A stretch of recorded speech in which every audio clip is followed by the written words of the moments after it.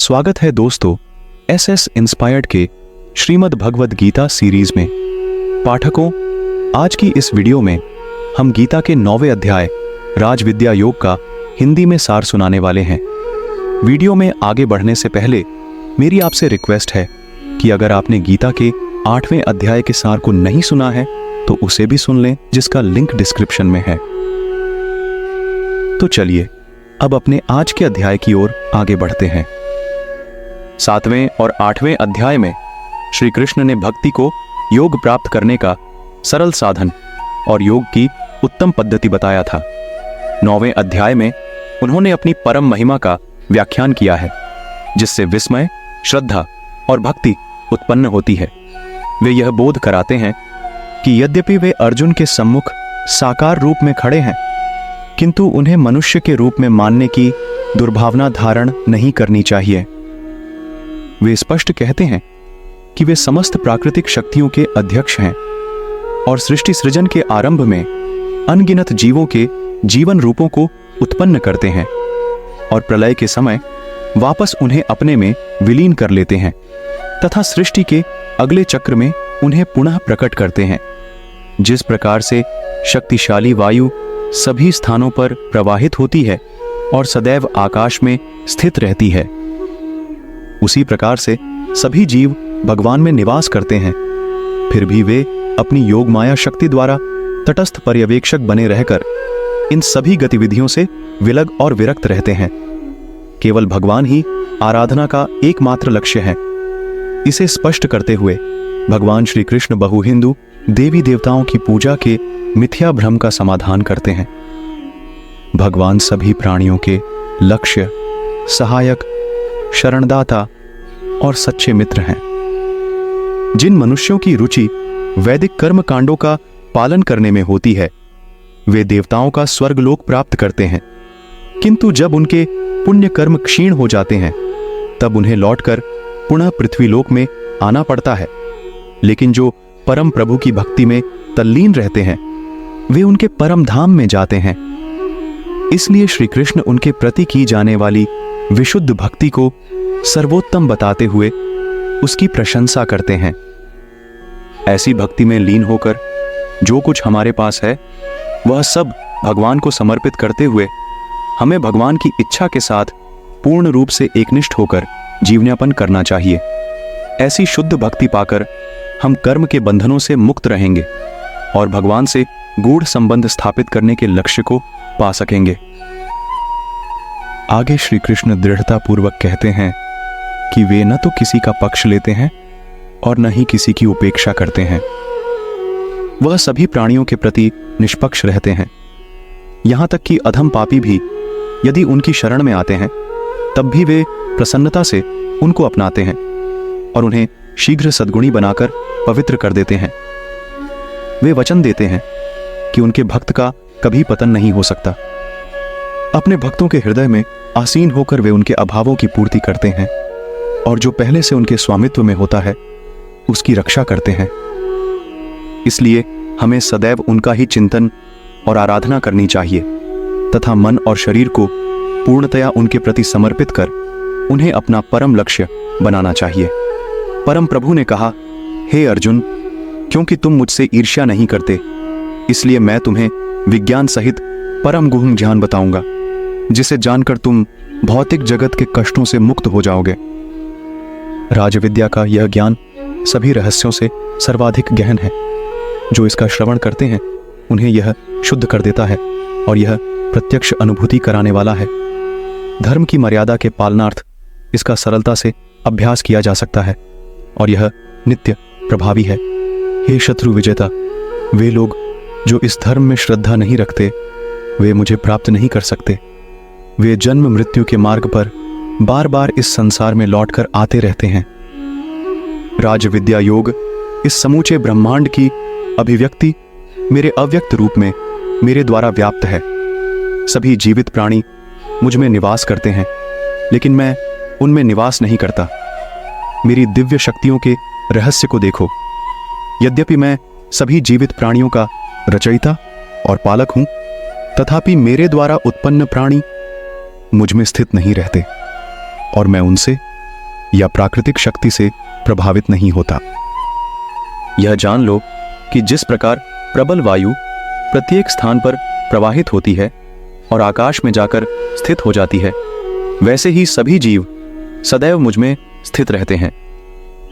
हे कुंती पुत्र, एक कल्प के अंत में सभी प्राणी मेरी आदि प्राकृत शक्ति में विलीन हो जाते हैं और अगली सृष्टि के प्रारंभ में मैं उन्हें पुनः प्रकट कर देता हूं।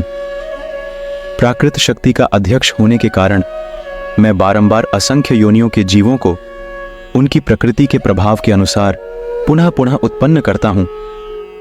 हे धनंजय, इन कर्मों में से कोई भी कर्म मुझे बांध नहीं सकता। मैं तटस्थ नियामक के रूप में रहता हूं और इन कर्मों से विरक्त रहता हूं।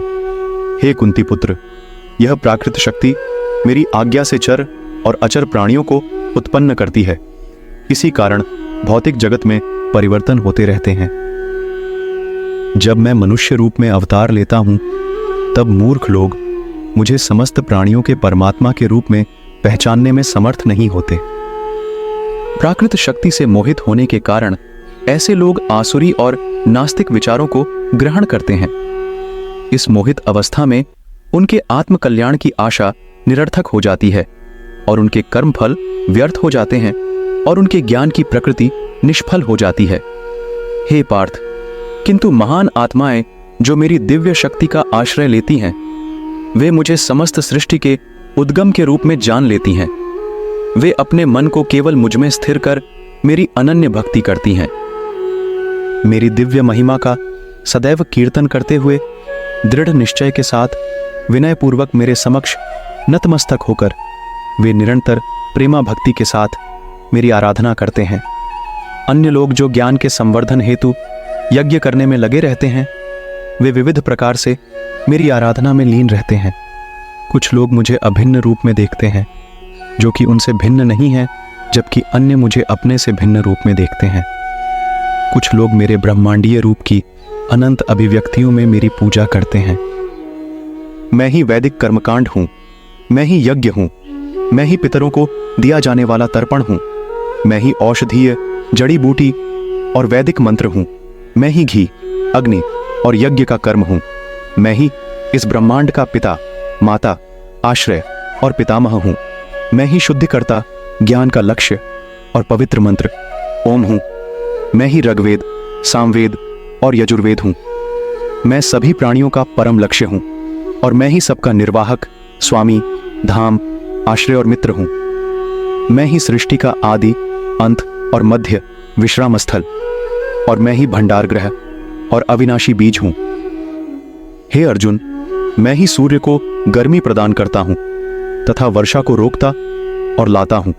मैं अनश्वर तत्व और उसी प्रकार से साक्षात मृत्यु हूं। मैं ही आत्मा और उसी प्रकार से मैं ही पदार्थ हूं। वे जिनकी रुचि वेदों में वर्णित सकाम कर्मकांडों में होती है, वे यज्ञों के कर्मकांड द्वारा मेरी आराधना करते हैं।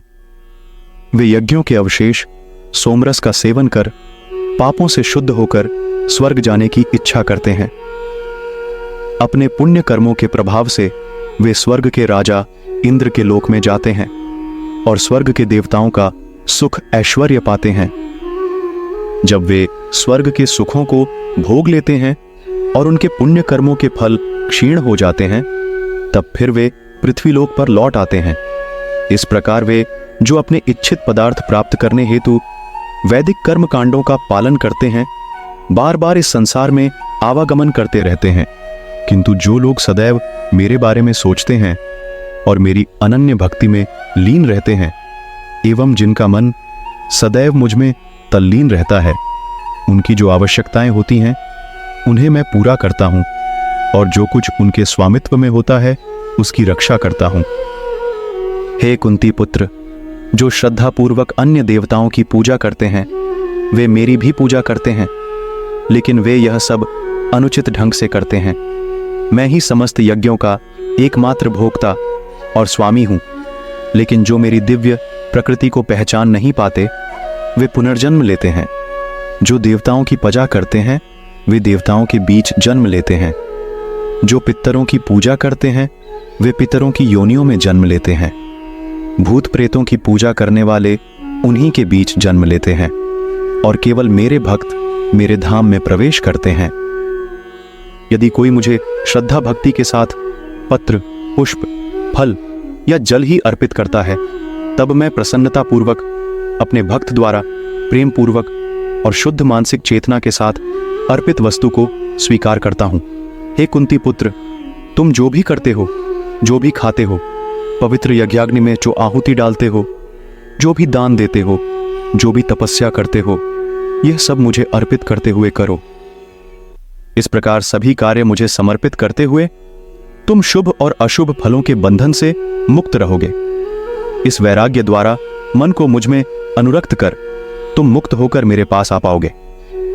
मैं संभव से सभी जीवों के साथ व्यवहार करता हूं, न तो मैं किसी के साथ द्वेष करता हूं और न ही पक्षपात करता हूं, लेकिन जो भक्त मेरी प्रेममयी भक्ति करते हैं, मैं उनके हृदय में और वे मेरे हृदय में निवास करते हैं।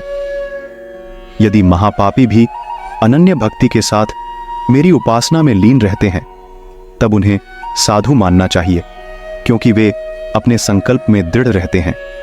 वे शीघ्र धर्मात्मा बन जाते हैं और चिरस्थायी शांति पाते हैं। हे कुंती पुत्र, निडर होकर यह घोषणा कर दो कि मेरे भक्त का कभी पतन नहीं होता। वे सब जो मेरी शरण ग्रहण करते हैं, भले ही वे जिस कुल, लिंग, जाति के हों और जो समाज से तिरस्कृत ही क्यों न हो, वे परम लक्ष्य को प्राप्त करते हैं। फिर पुण्य कर्म करने वाले राजर्षियों और धर्मात्मा ज्ञानियों के संबंध में कहना ही क्या है। इसलिए इस अनित्य और आनंद रहित संसार में आकर मेरी भक्ति में लीन रहो। सदैव मेरा चिंतन करो, मेरे भक्त बनो, मेरी पूजा करो। अपने मन और शरीर को मुझे समर्पित करने से तुम निश्चित रूप से मुझको प्राप्त करोगे। दोस्तों, यह था श्रीमद् भगवद गीता के 9वें अध्याय का हिंदी में सार। अगर आपको यह वीडियो पसंद आई हो और आप गीता के 10वें अध्याय के सार को भी हिंदी में सुनना चाहते हो, तो कृपया वीडियो को लाइक करके हमारे चैनल को सब्सक्राइब करो।